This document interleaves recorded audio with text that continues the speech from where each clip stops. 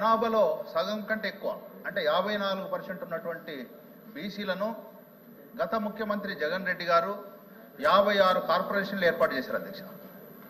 BC కులాలన్నీ కూడా సంతోషించాయి.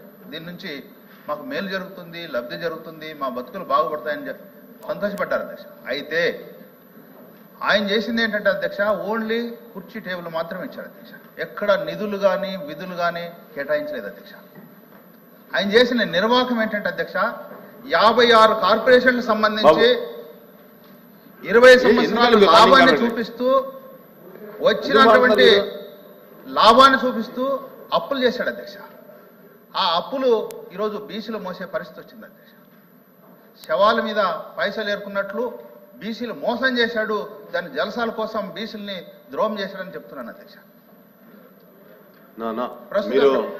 ప్రస్తుత ముఖ్యమంత్రి చంద్రబాబు నాయుడు గారు అది అబ్జెక్షనబుల్ చెప్పండి అధ్యక్ష.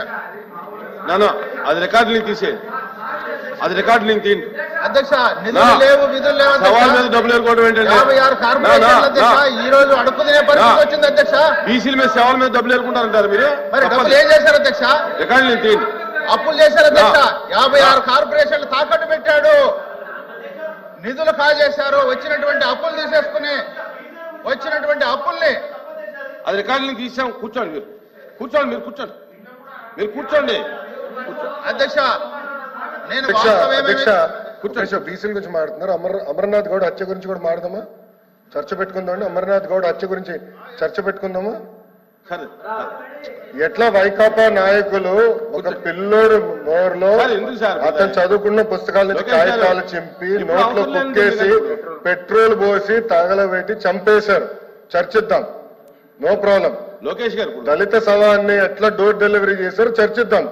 We are ready. లోకేష్ గారు అంతేగాని గౌరవ సభ్యుడు చెప్తున్నారు, చెప్పినండి. చైర్మన్ గారు ఆల్రెడీ ఒక రూలింగ్ ఇచ్చారు. పద్దాక రోడ్ పైకి వస్తాం కరెక్ట్ గా. త్రిమూర్తుల గారు మాట్లాడదామంటే రెడీ. వీఆర్ రెడీ సార్, మాట్లాడదాం. అమర్నాథ్ గౌడ్ గురించి మాట్లాడదాం.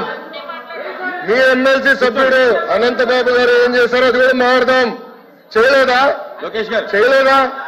అనంతబాబు గారు శవాన్ని డోర్ డెలివరీ చేయలేదని చెప్పండి. మీరు చెప్పండి, చెప్పండి, చెప్పండి సార్, చెప్పండి. శవాన్ని డోర్ డెలివరీ చేయలేదా అని అడుగుతున్నా. త్రిమూర్తుల గారు చెప్పండి. బీసీల గురించి మాట్లాడుతున్నారు కదా, అందుకనే మాట్లాడా. అమర్నాథ్ గౌడ్ గురించి కూడా మాట్లాడా.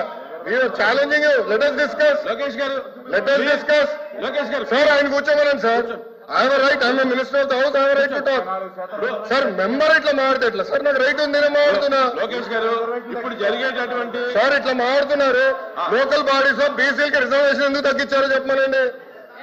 చెప్పండి. రిజర్వేషన్ మీరు ఎందుకు తగ్గించారు? అమర్నాథ్ గౌడ్ మీరు ఎందుకు చెప్పేశారు? కార్పొరేషన్ మీరు ఎందుకు నిధులు కేటాయించారో చెప్పండి. మీరు రైట్ టు డిస్కస్. అంతేగాని పద్దాకాల నుంచి ఎట్లా సబ్జెక్ట్ కాదండి. కూర్చోండి.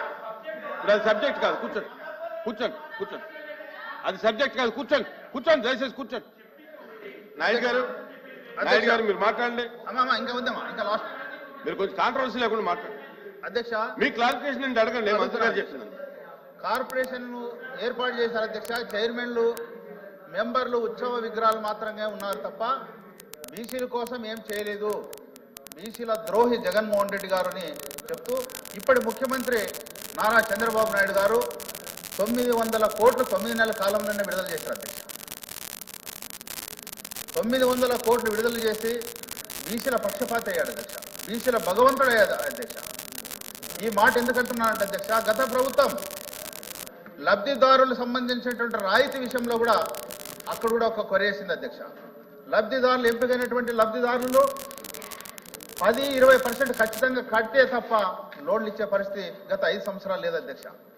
మరి మీ ద్వారా మంత్రి గారు నేను అడిగేది ఏంటంటే, బీసీల పక్షాన ఈ ప్రభుత్వం, ఈ ప్రజల బీసీల ప్రభుత్వం ఏదైతే 10-20% ఉందో దాన్ని తీసివేస్తూ ఇలాంటి రాయితీలకు సంబంధించినటువంటి పథకాలకు అవకాశం కల్పించాలని మీ ద్వారా కోరుతున్నాను.